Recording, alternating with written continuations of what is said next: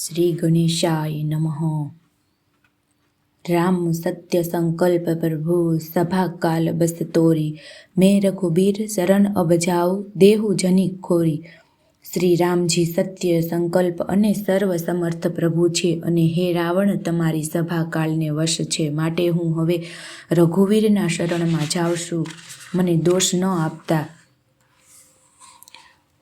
आम कहीने विभीषणजी जेवा चाले निकळ्या के तरत ज सर्वे राक्षस आयुहीन थई गया, तेमनुं मृत्यु निश्चित थई गयुं। शिवजी कहे छे, हे भवानी, साधुनुं अपमान तरत ज संपूर्ण कल्याणनी हानि नाश करी नाखे छे। रावणे जे क्षणे विभीषणने त्याग्यो ने ते ज क्षणे ते अभाग्यो ऐश्वर्य वैभवथी हीन थई गयो। विभीषणजी हरखाईने मनमा अनेक मनोरथो करता श्री रघुनाथजीनी पासे चाल्या गया। तेओ विचारता जता हता के हूँ जईने भगवानना कोमल अने लाल अंगना सुंदर चरण कमळोनुं दर्शन करीश, जे सेवकोने सुख आपनारा छे, जे चरणोनो स्पर्श पामीने ऋषि पत्नी अहल्या तरी गया अने जे दंडक वनने पवित्र करनारा छे, जे चरणोने जानकीजीए हृदयमां धारण करी राख्या छे, जे कपट मृगनी साथे पृथ्वी पर तेने पकड़वा दौड़्या हता अने जे चरण कमळ साक्षात शिवजीना हृदय रूपी सरोवरमां बिराजमान छे। मारुं अहो भाग्य छे के तेमने ज आजे हूँ जोईश। हे चरणोनी पादुकाओमां भरतजीए पोतानुं मन लगाव्युं राख्युं, अहा आजे हूँ ए ज चरणोने हमणां ज जईने आ नेत्रोथी जोईश। आ प्रमाणे प्रेम सहित विचार करता तेओ शीघ्र ज समुद्रनी आ पार ज्यां श्री रामचंद्रजीनी सेना हती त्यां आवी गया। वानरोए विभीषणजीने आवता जोया तो तेमणे मान्युं के शत्रुनो कोई खास दूत छे।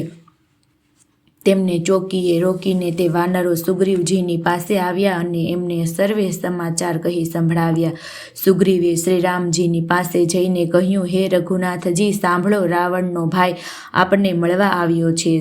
प्रभु श्री रामजीए कह्युं, हे मित्र, तमे शुं समझो छो, तमारुं शुं मत छे? वानरराज सुग्रीवे कह्युं, हे महाराज, सांभळो, राक्षसोनी माया ओळखी शकाती नथी। आ ઈચ્છા અનુસાર રૂપ બદલનારો કપટી ન જાણે કયા કારણે આવ્યો છે। આ મૂર્ખ આપણો ભેદ લેવા આવ્યો છે, એટલે મને તો એ યોગ્ય લાગે કે એને બાંધી રાખવામાં આવે। શ્રી રામજીએ કહ્યું, હે મિત્ર, તમે નીતિ તો ઠીક વિચારી, પરંતુ મારું તો પ્રણ છે કે શરણાગતના ભયને હરી લેવો। પ્રભુના વચન સાંભળીને હનુમાનજી હર્ષિત થયા અને મનમાં કહેવા લાગ્યા કે ભગવાન કેવા શરણાગત વત્સલ, શરણમાં આવેલા પર પિતાની જેમ પ્રેમ કરનારા છે। શ્રી રામજી ફરી બોલ્યા, જે મનુષ્ય પોતાના અહિતનું અનુમાન કરીને શરણમાં આવેલાનો ત્યાગ કરી દે છે ને તે પામર ક્ષુદ્ર છે, પાપમય છે, જેમને જોવામાંય હાનિ છે, પાપ લાગે છે। જેને કરોડો બ્રાહ્મણોની હત્યા લાગી હોય, શરણમાં આવ્યા પછી હું તેને પણ નથી ત્યજી દેતો। જીવ જેવા જ મારા સન્મુખ થાય છે તેવા જ એના કરોડો જન્મોના પાપ નષ્ટ થઈ જાય છે। પાપીનો આ જ સહજ સ્વભાવ હોય છે કે મારું ભજન એને કદીએ ગમતું નથી।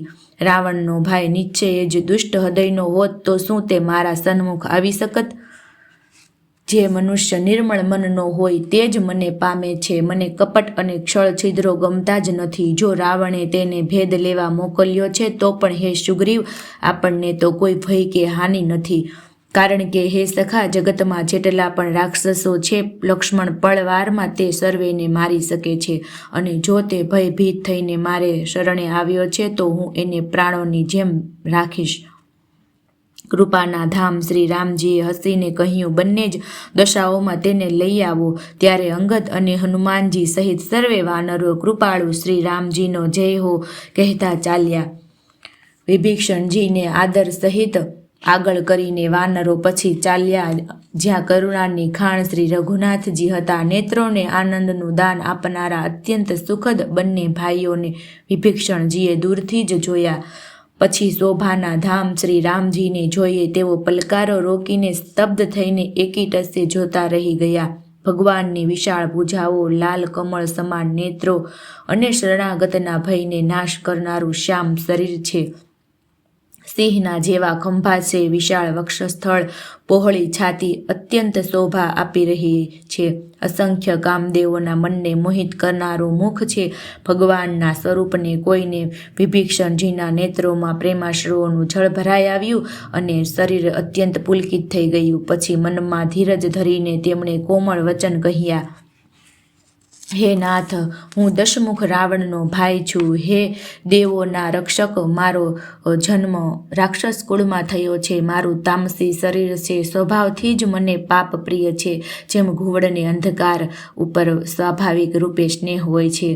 હું કાનેથી આપનો સુયશ સાંભળીને આવ્યો છું કે પ્રભુ ભવના ભયનો નાશ કરનારા છે. હે દુઃખીઓના દુઃખ દૂર કરનાર અને શરણાગતને સુખ આપનાર શ્રી રઘુવીરજી, મારી રક્ષા કરો, રક્ષા કરો. પ્રભુએ એમને આવું કહીને દંડવત કરતા જોયા તો તેઓ અત્યંત હરખાઈને તુરત જ ઉઠ્યા.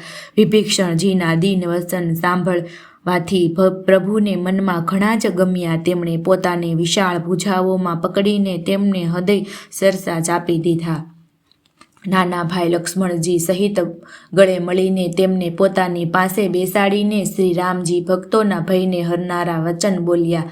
હે લંકેશ પરિવાર સહિત પોતાની કુશળતા કહો. તમારો નિવાસ ખોટી જગ્યાએ છે.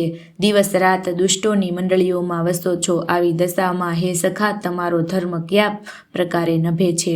હું તમારી સર્વે રીતે જાણું છું. તમે અત્યંત નીતિ નિપુણ છો. તમને અનીતિ ગમતી નથી. હે તાત, નરકમાં રહેવાનું વરદાન સારું, પરંતુ વિધાતા દુષ્ટોનો સંગ ક્યારેય ન આપે.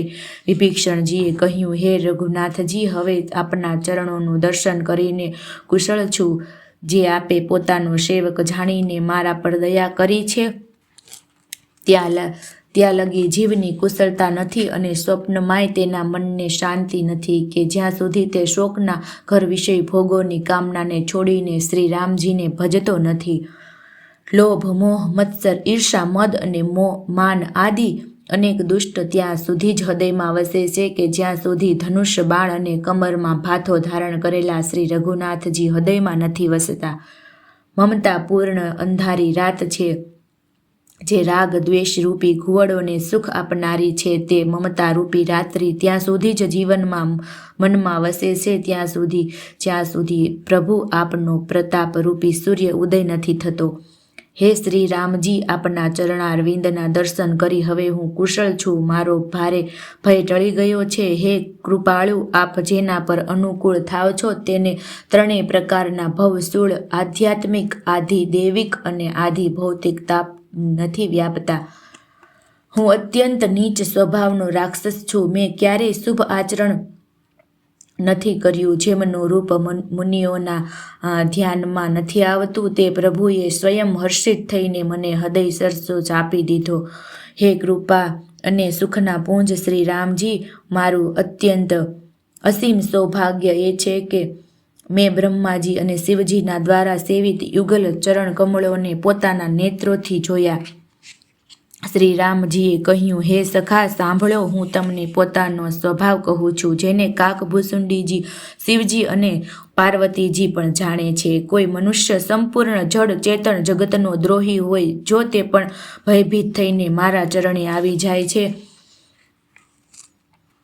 મંદ બુદ્ધિ તથા અનેક પ્રકારના છળકપટ આદિ અવગુણોની ત્યાગી દે તો એના દોષ પર દ્રષ્ટિ ન કરી, એટલે કે તેના અવગુણો તરફ ધ્યાન ન આપીને હું તેને શીઘ્ર સાધુ સમાન કરી નાખું છું. માતા, પિતા, ભાઈ, પુત્ર, સ્ત્રી, શરીર, ધન, ઘર, મિત્ર અને પરિવાર, આ સર્વેના મમત્વ રૂપી તાર ભેગા કરીને તે સર્વેની એક દોરી વણીને તેના દ્વારા જે પોતાના મનને મારા ચરણોમાં બાંધી દેશે, સમસ્ત સાંસારિક સંબંધોનું કેન્દ્ર મને બનાવી લે છે. તે સમદર્શી, જેને કંઈ ઈચ્છા નથી અને જેના મનમાં હર્ષ, શોક અને ભય નથી.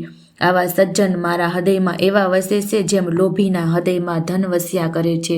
તમારા જેવા સંત જ મને પ્રિય છે. હું અન્ય કોઈ કારણવશ દેહ ધારણ નથી કરતો. જે સગુણ સાકાર ભગવાનના ઉપાસક છે, બીજાના હિતમાં લાગ્યા રહે છે, નીતિ અને નિયમમાં દઢ છે અને જેને બ્રાહ્મણોના શરણોમાં પ્રેમ છે, તે જ મનુષ્ય મારા પ્રાણોના સમાન છે. હે લંકાપતિ સાંભળો, તમારામાં ઉપયુક્ત સર્વે ગુણ છે, એથી તમે મને અત્યંત જ પ્રિય છો. શ્રી રામના વચન સાંભળીને સર્વે વાનર સમૂહ કહેવા લાગ્યા, કૃપાના સમૂહ શ્રી રામજીનો જય હો, જય હો.